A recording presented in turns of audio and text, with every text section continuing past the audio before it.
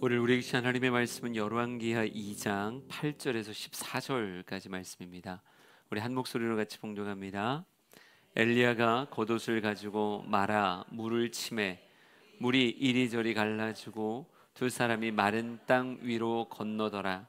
건너매 엘리야가 엘리사에게 이르되 나를 내게서 데려감을 당하기 전에 내가 내게 어떻게 할지를 구하라. 엘리사가 이르되 성령 당신의 성령이 하시는 역사가 갑절이나 내게 있게 하소서 하는지라. 이르되 내가 어려운 일을 구하는도다. 그러나 나를 내게서 데려가시는 것을 내가 보면 그 일이 내게 이루어지려니와 그렇지 아니하면 이루어지지 아니하리라 하고 두 사람이 길을 가며 말하더니 불수레와 불말들이 두 사람을 갈라놓고 엘리야가 회오리 바람으로 하늘로 올라가더라. 엘리사가 보고 소리 지르되 내 아버지여 내 아버지여 이스라엘의 병거와 그 마병이여 하더니 다시 보이지 아니하는지라. 이에 엘리사가 자기 옷을 잡아 둘로 찢고 엘리야의 몸에서 떨어진 겉옷을 주워 가지고 돌아와 요단 언덕에 서서 엘리야의 몸에서 떨어진 그의 겉옷을 가지고 물을 치며 이르되 엘리야의 하나님 여호와는 어디 계시니까 하고 그도 물을 치매 물이 이리저리 갈라지고 엘리사가 건너니라. 아멘. 우리가 길게 엘리야의 이야기들을 쭉 살펴봤는데요, 오늘 13번째 시간으로 엘리야의 이야기를 마무리하려고 합니다. 엘리야라고 하는 이름을 딱 떠올렸을 때 수많은 사람들에게 각각의 반응이 있을 것 같습니다. 아합과 이세벨에게는요, 엘리야라고 하는 이름이 어찌 보면 왕으로서 처음으로 두려워했던 사람으로 떠오르지 않을까요? 보통 사람들은 권력으로 누르면 눌리는데 힘으로 겁박하면 두려움 가운데 도망치는데 말이죠. 왕이라는 이름으로 누르려고 해도 누를 수 없었고 겁을 주려고 해도 겁먹지 않고 아주 당돌하게 왕을 책망하는 자였던 이 엘리야가 그의 인생이 얼마나 낯설고 두려웠을까요? 왕이 되고 나서 두려운 사람이 없었을 텐데 엘리야만큼은 그의 삶의 두려움의 이름으로 남았지 않을까 싶습니다. 또 그 당시에 수많은 어찌 보면 바르게 무릎 꿇지 않았던 북이스라엘에 사는 사람들도 있었다고 성경은 말하잖아요. 그 사람들을 7천 명이라고 성경은 이야기하는데 그 사람들에게는 차마 자신들은 꺼낼 수 없어서 오바댜의 굴 속에 숨어 있기도 하고 자기를 감춘 채 이 땅의 삶을 살아가고 있었지만 그들에게 들려오는 갈멜산의 소식이나 그들이 경험했던 하나님의 응답의 그 단비의 이야기들, 그리고 되어지는 역사의 모습 가운데 아마 그들의 심장은요, 엘리야로 인해 고동치지 않았을까요? 오죽하면 오늘 성경에 이야기하는 선지 생도들이라고 말하는 선지자의 무리들이, 선지자가 되고 싶은 그 제자들의 무리들이 등장하는 것 같은, 그러니까 참 어려운 시대였는데 그 시대를 빛이 나게 살아가는 그 엘리야의 모습이 그들에겐 어찌 보면 시대의 빛이었고 정말 꿈에 그리던 영웅과 같은 모습이 아니었을까 하는 생각이 들어요. 하나님에겐 엘리야가 어떤 인물이었을까요? 이제는 뭐 진부한 표현 같기도 한데 우리 추수날의 얼음 냉수라는 표현이 있잖아요. 참 땀 흘려 일하고 갈증이 느껴지는 그때 참 시원한 샘물 한 잔을 딱 들이켰을 때 야, 가슴까지 시원하다라고 말할 참 암담하고 갈증나는 시대였거든요. 이 아합과 이세벨의 시대는 모든 믿는 자들을 복주부동하게 만드는 그런 시대였는데 바로 그때 엘리야가 하나님의 말씀 앞에 자신을 내어주며 거침없이 사역하는 그 모습이 하나님께는 큰 위로였고 기쁨이었고 보람으로 느껴지지 않았을까 하는 생각이 들어요. 엘리야 참 존재감 있는 인생이었습니다. 아군에게도 적에게도 모든 걸 바라보시는 하나님에게도 너무 큰 존재감으로 살았던 인생을 엘리야의 삶이라고 말할 수 있어요. 사람은 죽으면 이름을 남긴다고 하는데요, 그저 이름이 아니라 어떤 사람은 잊혀지는 이름이 있고 남아 존재하는 이름이 있기도 한데요, 존재하는 그 이름 가운데도 다 수식어가 붙게 돼 있어요. 아, 이러이러한 사람이었다라고 말하는. 엘리야는 구약의 성도들 뿐 아니라요, 신약의 성도들도 여전히 가슴에 새기고 있었던 이름이 엘리야라고 하는 이름이었습니다. 우리 야고보서 5장 17절 18절 말씀 한번 읽어볼까요? 같이 읽습니다. 시작. 엘리야는 우리와 성정이 같은 사람이로되 그가 비가 오지 않기를 간절히 기도한즉 3년 6개월 동안 땅에 비가 오지 아니하고 다시 기도하니 하늘이 비를 주고 땅이 열매를 맺었느니라. 아멘. 우리와 성정이 같은 사람이로되라고 하는 이 표현이 어찌 보면 감탄사 같지 않을까요? 야, 우리랑 똑같은 사람인데 말이지. 보통 사람들은 비가 내리면 비를 맞고요, 비가 내리지 않으면 하늘을 바라보며 언제 비가 올까 이렇게 멍하니 바라보는 존재가 우리 같은 사람의 존재인데, 엘리야라고 하는 사람의 기도 가운데 기도하니 하늘이 문을 닫아 무려 3년 6개월 동안 비가 오지 않았고, 비가 안 오던 그 시대에 엘리야의 기도 소리와 함께 하늘이 열렸다는 거예요. 그러니까 하늘을 열고 닫는 기도의 사람이라고 말하며, 와, 참 우리와 성정이 같은 사람인데 어찌 이럴 수 있는가, 큰 감탄으로 엘리야를 추억하고 있습니다. 하나 더 볼까요? 마가복음 9장의 말씀입니다. 마가복음 9장 2절부터 4절까지 말씀 한번 같이 읽어볼게요. 시작. 엿새 후에 예수께서 베드로와 야고보와 요한을 데리시고 따로 높은 산에 올라가셨더니 그들 앞에서 변형되사 그 옷이 광채가 나며 세상에서 빨래하는 자가 그렇게 희게 할 수 없을 만큼 매우 희어졌더라. 이에 엘리야가 모세와 함께 그들에게 나타나 예수와 더불어 말하거늘. 아멘. 아멘. 사역자의 삶을 살아갈 베드로, 야고보, 요한에게 어떤 강력한 동기부여가 필요했던 것 같습니다. 주님께서 그들을 데리시고 변화산에 올라가셔서 변형된 모습을 보여주죠. 어떤 영적 체험이 아주 강력한 디딤돌이 될 때가 있거든요. 저는 이 40일에 여러분에게 그런 체험이 있기를 간절히 소망합니다.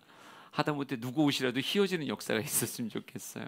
그런데 이런 사역자의 삶, 선지자의 삶, 쉽지 않은 시대를 이겨내야 되는 그들에게 하나님께서는 격려하시고 위로가 되길 원하시는 그런 마음 안에서 구약의 대표적인 두 명의 인물을 불러 올리셔서 예수님과 대화하는 놀라운 신비를 보여주십니다. 근데 그때 부름받았던 사람이 누구였어요? 한 사람 모세였고 또 한 사람이 엘리야였어요. 여러분, 구약에 얼마나 많은 사람이 있는데요. 구약에 진짜 많은 사람들이 있는데 구약 성경을 꽉 짜서 예수님께서 딱 2명을 불러 올렸을 때 그 중에 한 사람이 엘리야라고 하는 사람이니 엘리야의 존재감이 얼마나 대단하냐고요. 어마무시하죠. 여러분도 성경이 좋아하는 인물이 많을 텐데 예수님이 딱 2명 데리고 와요 라고 말했을 때 모세, 엘리야 이 두 사람이 부름을 받게 되어집니다. 하늘을 열고 닫았던 기도의 사람이요, 예수님께서 수많은 사역자의 삶을 살아갈 사람들에게 보여주고 싶었던 삶이 엘리야의 삶이었다, 이렇게 말할 수 있어요. 저는 우리네 삶도 분명히 누군가에게 회자될 텐데 여러분의 인생이 이렇게 기억되어지는 인생을 사셨으면 참 좋겠습니다. 불의 선지자라고 말했던 그 엘리야, 참 가감없이 너무 멋지게 말씀대로 쓰임받았던 인생인데 오늘 성경은요, 그런 사역에도 끝이 있었다라고 말하고 있습니다. 열왕기하 2장 11절 말씀을 한번 같이 볼까요? 시작. 두 사람이 길을 가며 말하더니 불수레와 불말들이 두 사람을 갈라놓고 엘리야가 회오리 바람으로 하늘로 올라가더라. 아멘.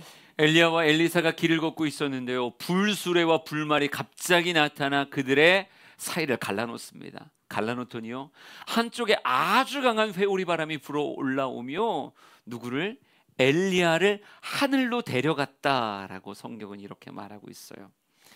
이 땅의 사역을 마무리하는 모습이었고요, 하나님의 품에 안기는, 그래서 구약의 인물들 가운데 죽음을 보지 않고 하나님의 품에 안긴 사람으로서 이 엘리야라고 하는 인물을 또한 우리는 추억하게 됩니다. 가장 위험한 시대였는데, 가장 멋지게 쓰임 받았던 그 엘리야. 그 엘리야의 사역이 뭐 우리가 생각할 땐 좀 더 되어줘도 별 이상이 없을 것 같은데 말이죠. 주님께서는 이제 그만, 이제 그 사역을 다음 사람에게 넘겨주고 넌 이제 내 품으로 와라, 안식해라 라고 말씀하시는 그런 때가 있음을 오늘 성경은 보여주고 있다는 거죠. 충분히 더 사역할 수 있다 이렇게 생각이 들 수 있는데요, 엘리야는 기력이 다해서 하나님 앞에 간 게 아니거든요.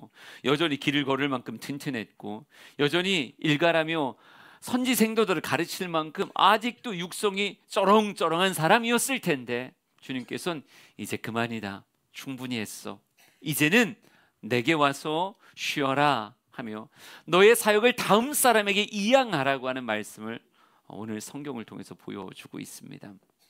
여러분, 우리가 알아야 되는 건요, 우리의 사역에도 뭐가 있다? 끝이 있다는 거죠.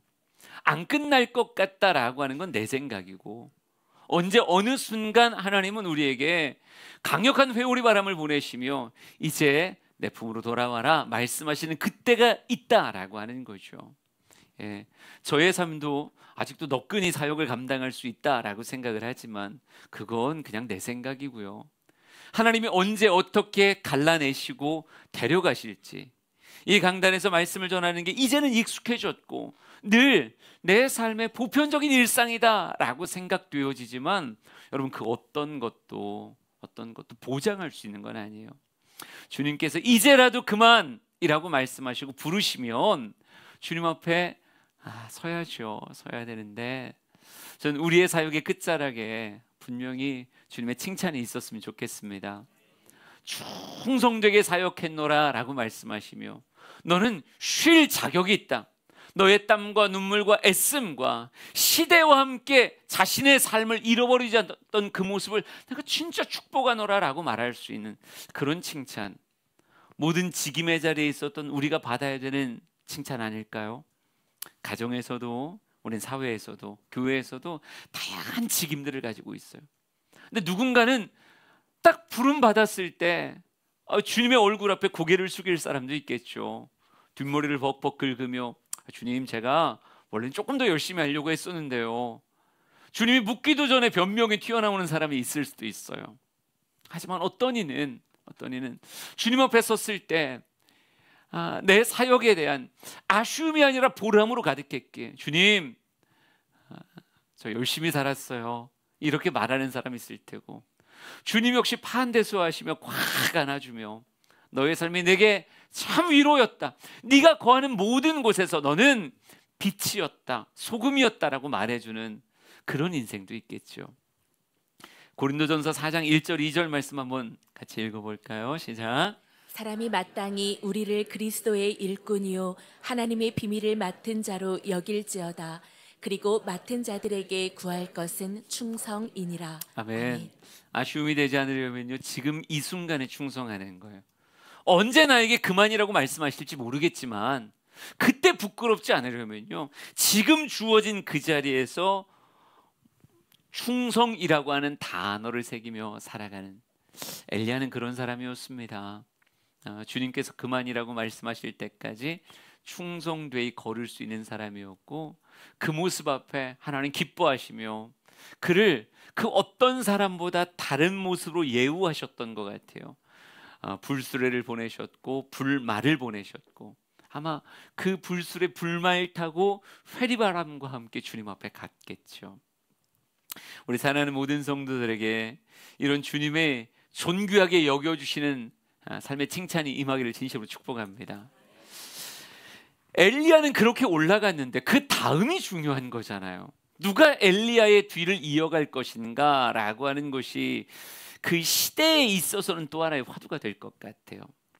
근데 엘리야가 참 지혜롭게 사역한 건요, 그는 그냥 자신의 자리를 빈자리로 남겨두지 않았고요, 이 자리에 세울 참 귀한 사람들을 양육하는 사역을 그의 사역의 마지막에 합니다.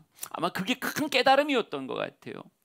한때 로뎀나무 밑에서 하나님 넉넉합니다, 죽여주셔도 됩니다, 이렇게 말할 때는 엘리야를 사로잡고 있었던 게 다 뭐였어요? 나만 혼자였잖아요. 나만 혼자입니다. 아무도 내 옆에 없습니다. 이 말이 두 번, 세 번 강조될 만큼 엘리야에게 있어서는 참 옥죄는 거였는데요. 하나님께서 위로하셨잖아요. 힘주셨잖아요.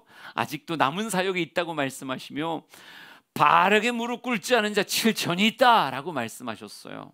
아, 생각보다 많은 사람이 곁에 있었구나. 내가 발견하지 못했을 뿐이지, 내가 양육하지 못했을 뿐이지, 나의 자리를 이어갈 수 있는 수많은 사람들이 있구나.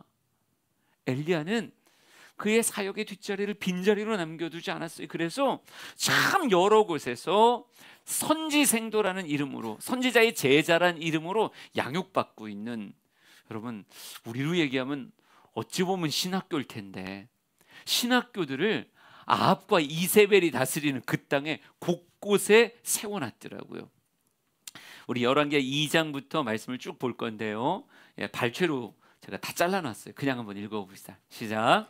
베델에 있는 선지자의 제자들이 엘리사에게로 나와 여리고에 있는 선지자의 제자들이 엘리사에게 나와 이르되, 그 다음도요. 시작. 엘리사가 다시 길갈에 이르니 그 땅에 흉년이 들었는데 선지자의 제자들이 엘리사의 앞에 앉은지라.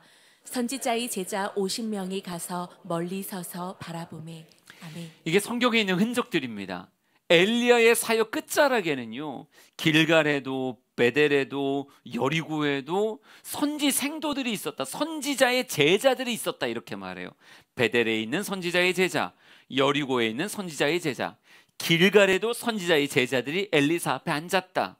또 선지자의 제자 50명이라고 이렇게 말하는 장면을 보니까 아마 최소 정원이 한 50명 정도 되지 않았을까요?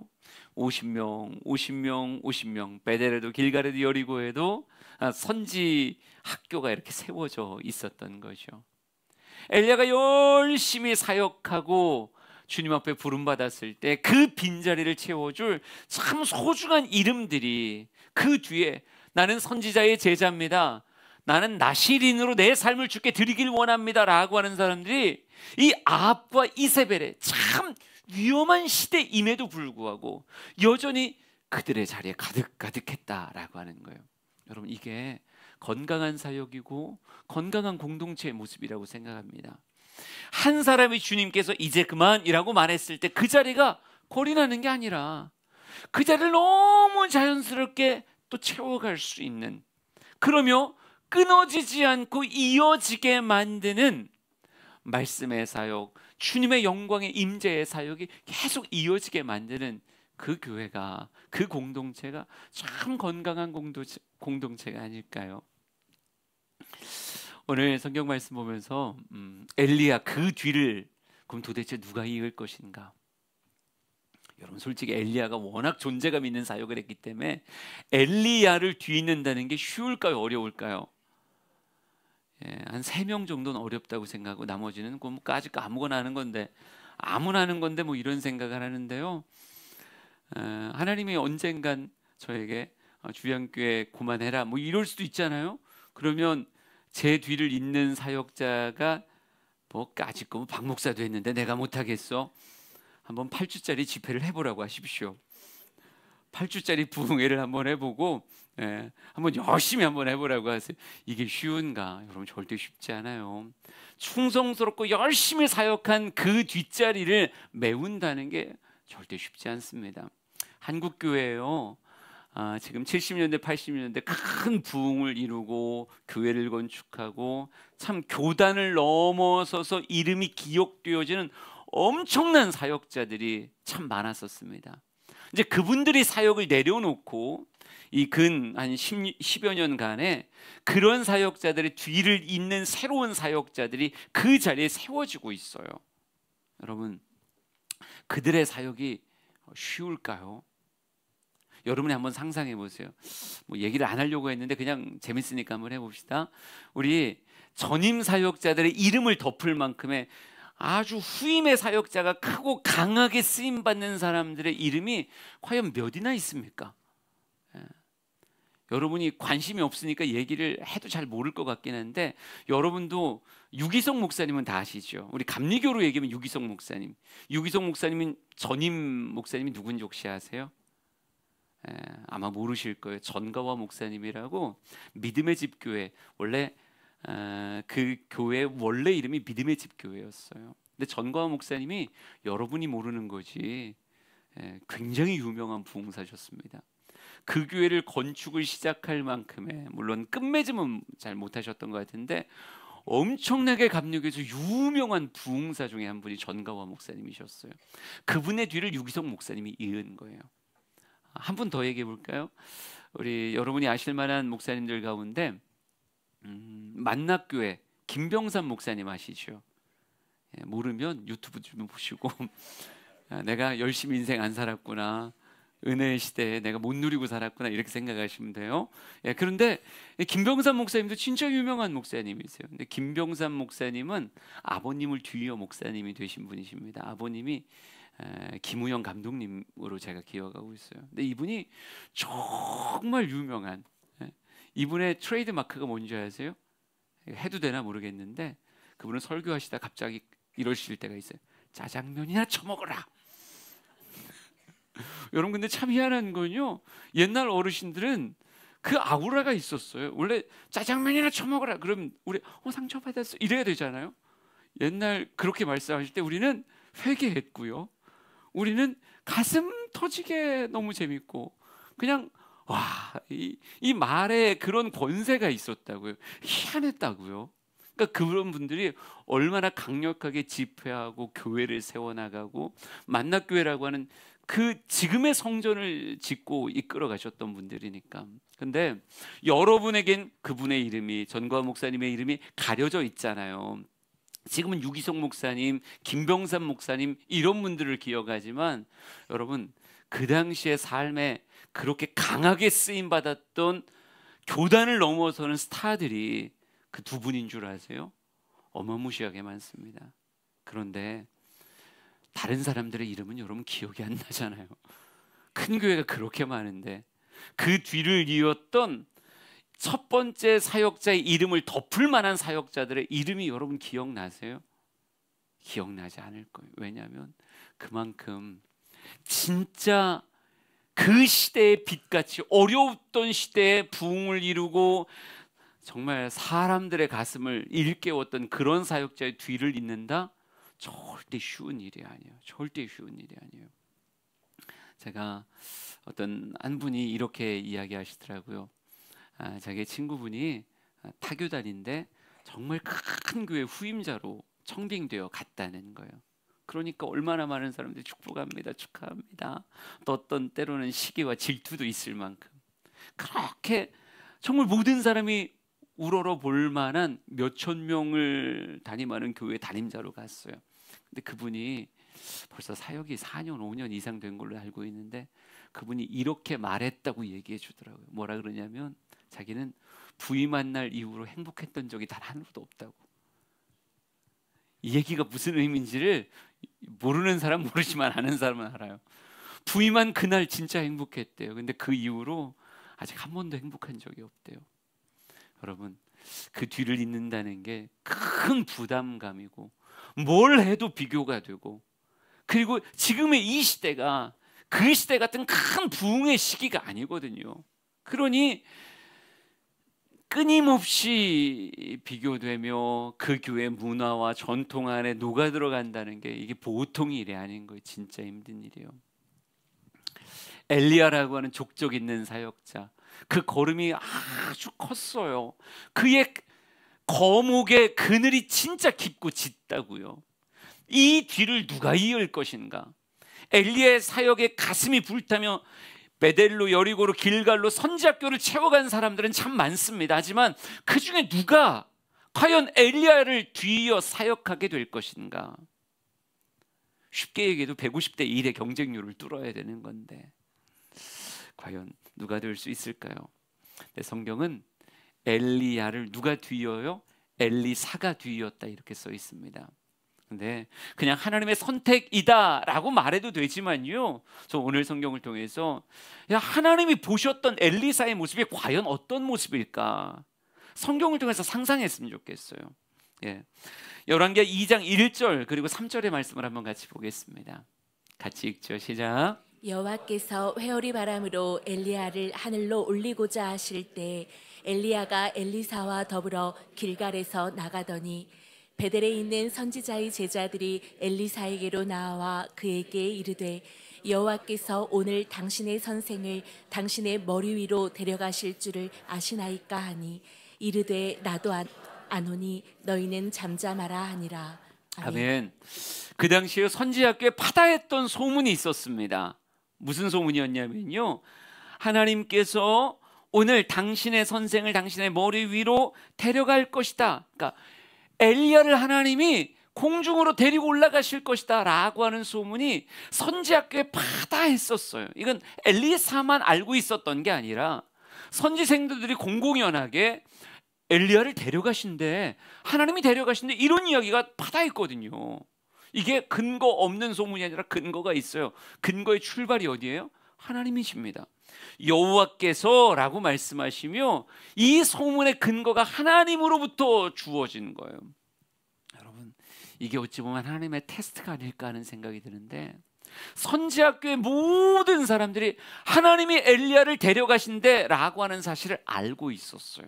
그런데 그 데려감의 사건 앞에 나는 그럼 이제부터는 엘리야를 절대 떠날 수 없어, 엘리야가 딱 붙어서 하나님이 그에게 하시는 일을 보고 느끼고 그를 통한 역사를 내가 누릴 거야 라고 하는 사역의 빈자리의 뒤를 내가 채워야 되겠다라고 가슴에 불이 붙었던 사람은 성경 말씀 보니까 엘리사라고 하는 인물이었더라고요.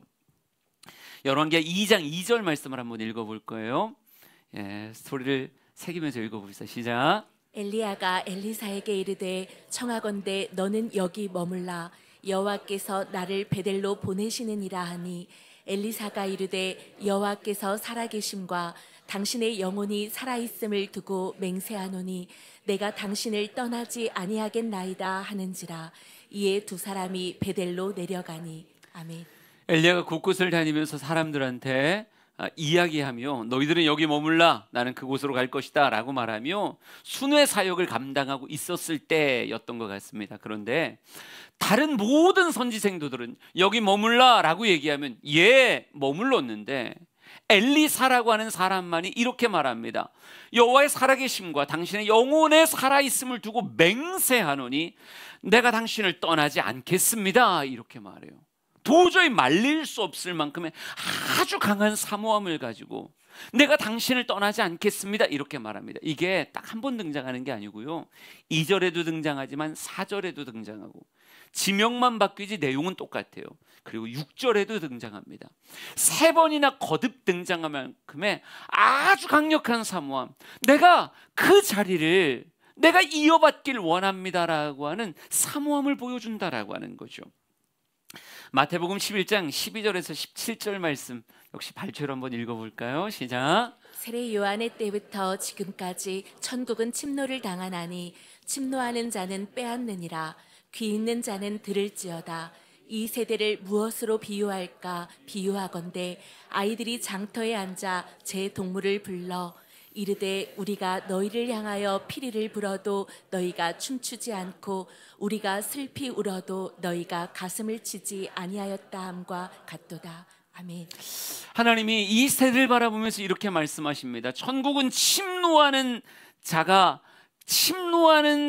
빼앗게 된다라고 말하며 하나님의 가치로 가득 채워져 있는 이 천국이라고 하는 곳을 과연 누가 침노할 것인가 라고 주님이 묻고 계세요.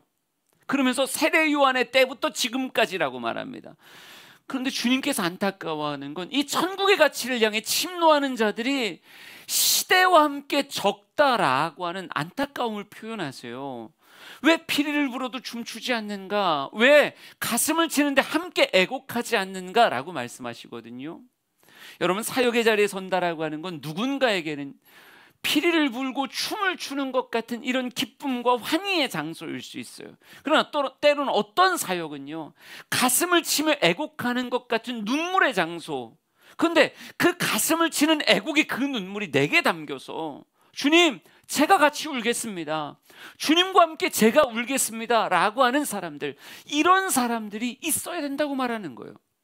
춤추며 사역하며 천국으로 들어가고 눈물 흘리며 정말 힘쓰고 애쓰며 천국으로 들어가는 이런 사람들이 있어야 천국의 위대한 강물이 계속 흘러가는 건데, 여러분, 주님이 안타까워하는 게 뭐냐면 침노하는 자가 왜 이리 없는가?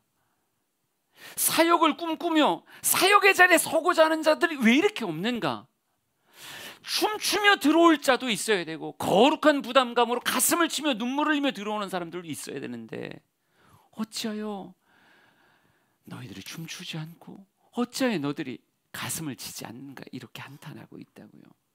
여러분, 하나님이 선지 생도들한테 보고 싶었던 게 다른 거 아니라 바로 이런 모습 아닐까요?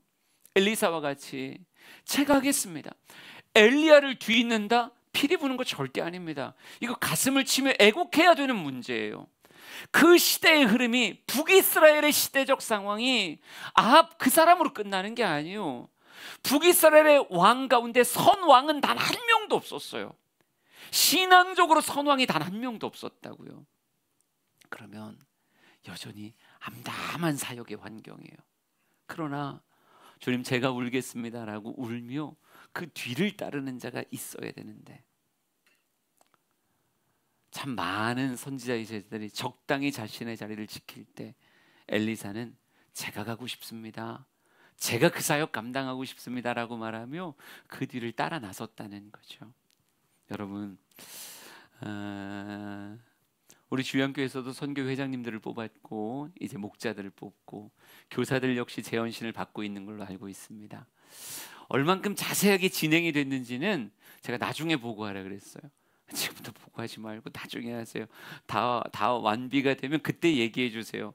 그러니까 우리 부목사님들과 교구 사역자들이 아주 열심히 아마 목장들을 이렇게 파악하고, 목자들을 어떤 분들이 이어갈 건지, 새롭게 세워지는 목자가 누군지, 교사진이 어떻게 될지, 그런 이야기들을 하고 있다는 걸로 알고 있습니다. 그런데 여러분, 잘 되고 있어요? 이렇게 물으니까 목사님 열심히 하겠습니다 이렇게 말하더라고요.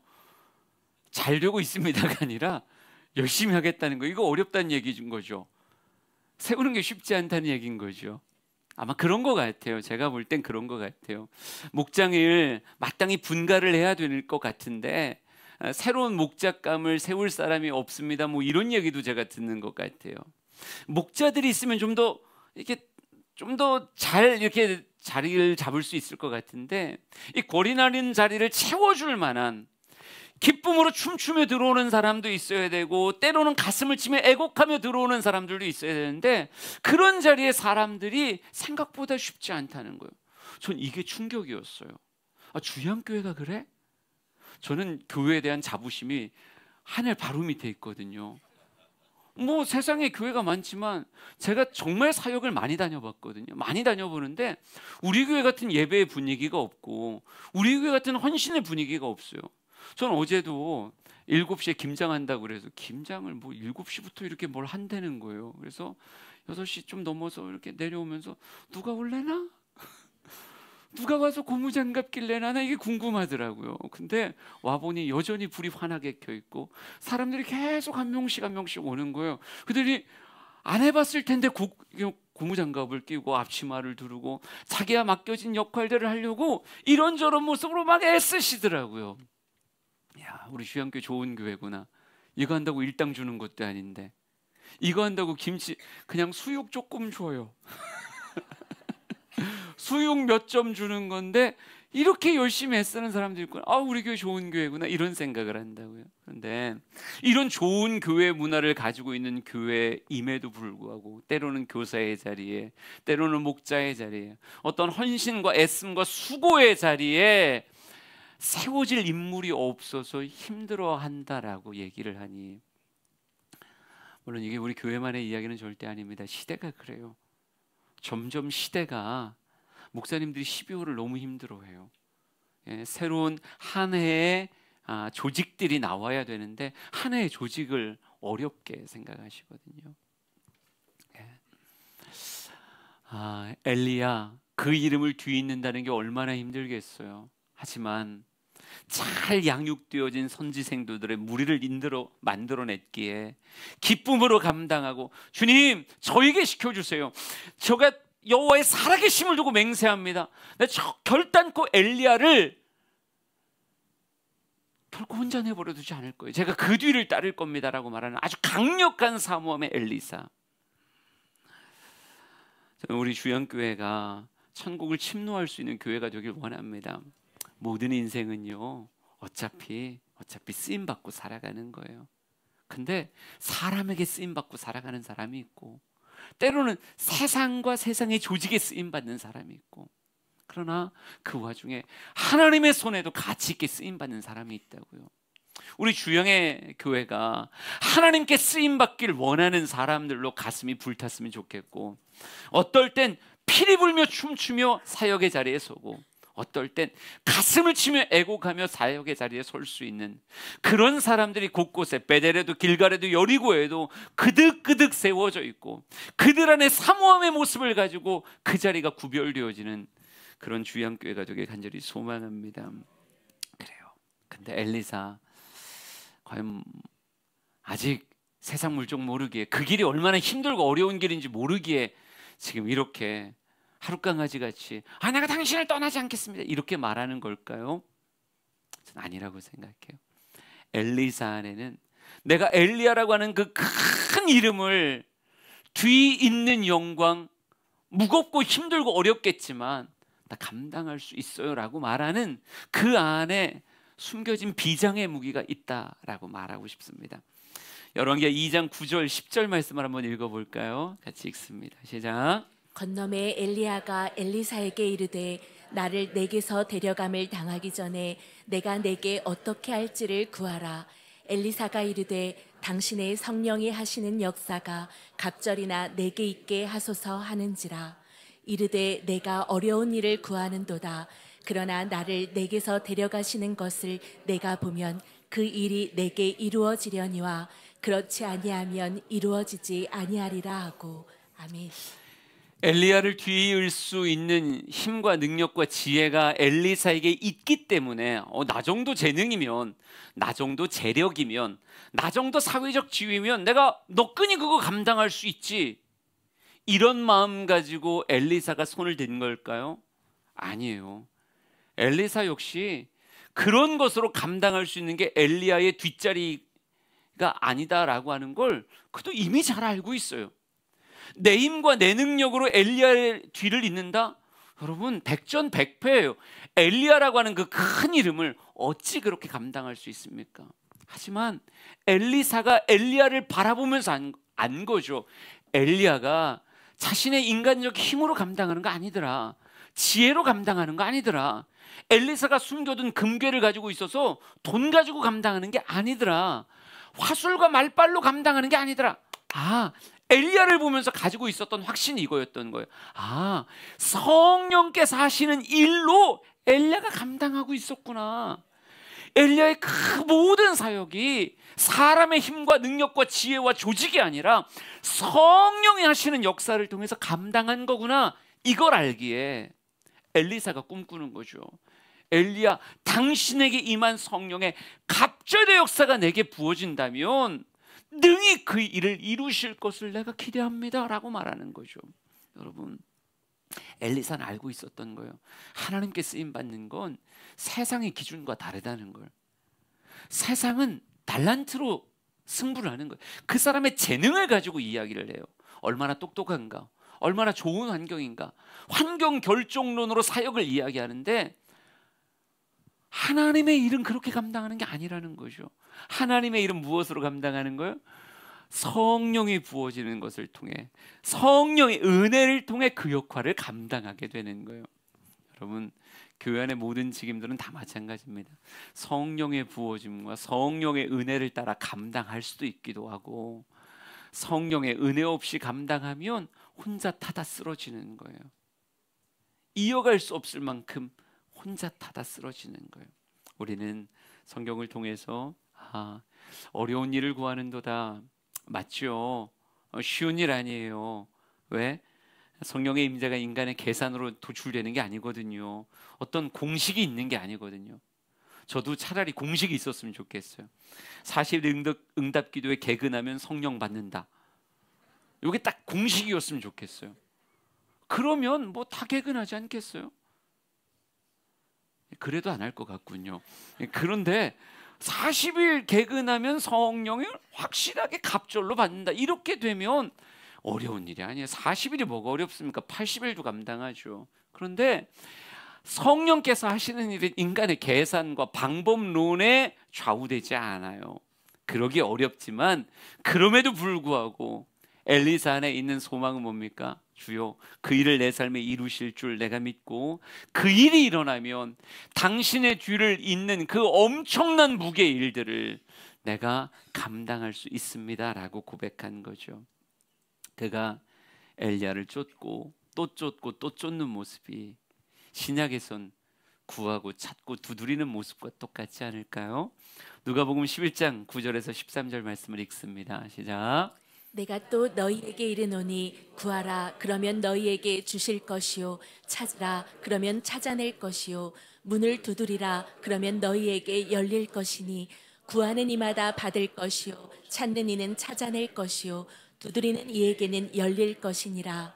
너희가 악할지라도 좋은 것을 자식에게 줄 줄 알거든 하물며 너희 하늘 아버지께서 구하는 자에게 성령을 주시지 않겠느냐 하시니라. 아멘. 사역을 감당할 은혜를 구하는 자, 구하고 찾고 두드리는 자에게 하나님은 어김없이, 공식은 아니지만요, 하나님의 때 하나님의 방법으로 어김없이 그 사역을 감당할 수 있는 은혜를 부어주십니다. 하물며 너희 하늘 아버지께서 구하는 자에게 성령 주시지 않겠느냐. 저는 우리 주양의 모든 사역들이 성령 충만과 함께 흘러갔으면 좋겠어요. 때로는 주님의 마음을 느끼며 아파하며 눈물로 사역하는 사람도 있어야 되지만 부어진 성령으로 인해 내 힘으로 하는 게 아니라 성령이 나를 떠가십니다라고 말하며 피리 불고 춤추는 것 같은 그런 사역의 모습이 우리 일련의 모습이 되어지길 간절히 소망합니다. 엘리야 그 뒤를 엘리사가 이었고요, 엘리사의 그 사역이 결코 엘리야의 뒤서지 않는, 누군가는 이렇게 말하더라고요. 엘리야를 수식하는 말이 불의 선지자라고 말하면 엘리사를 수식하는 표현은 뭘까요? 모르는 걸 보니 가르쳐 드릴게요. 기적의 선지자라고 불리웁니다. 실제로요, 엘리야의 삶에도 기적이 많았잖아요.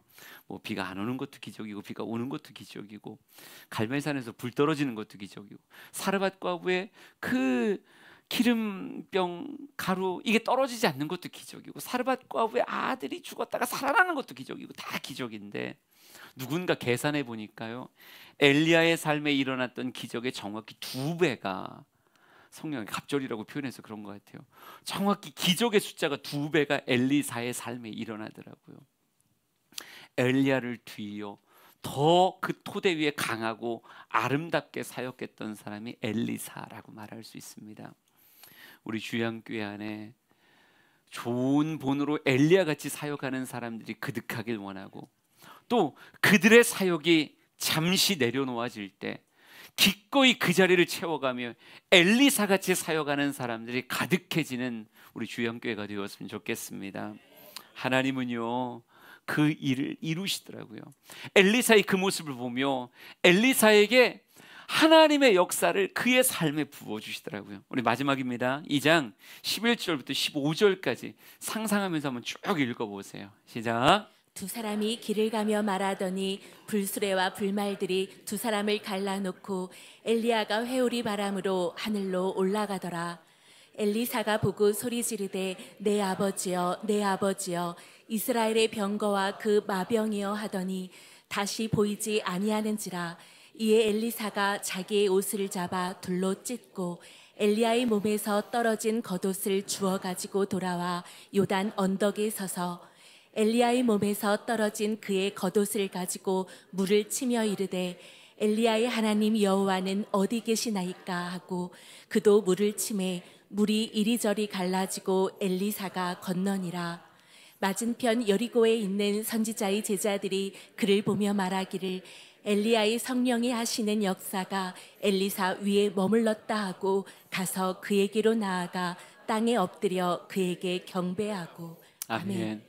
모든 선지자의 제자들이 엘리사 위에 임한 성령의 역사와 함께 그 앞에 꿇어 엎드려 경배했다, 이렇게 써 있어요.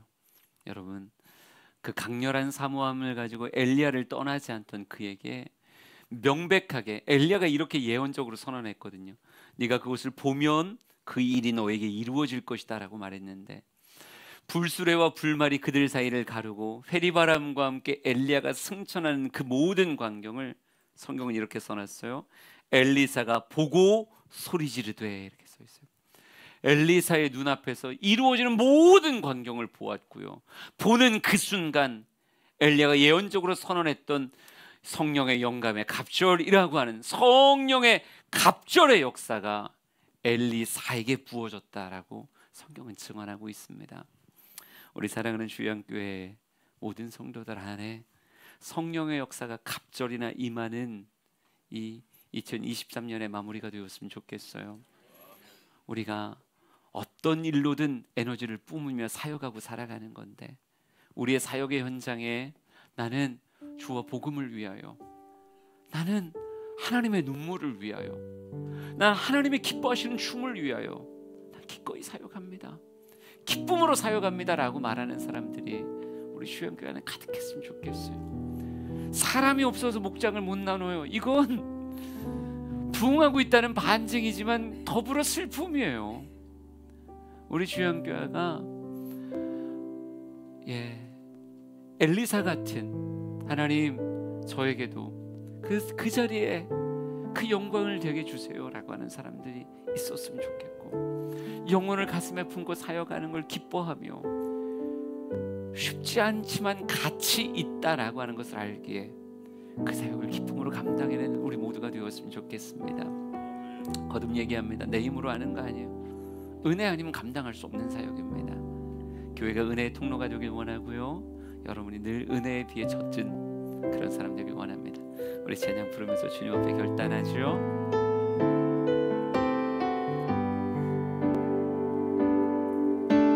고백합시다. 어둠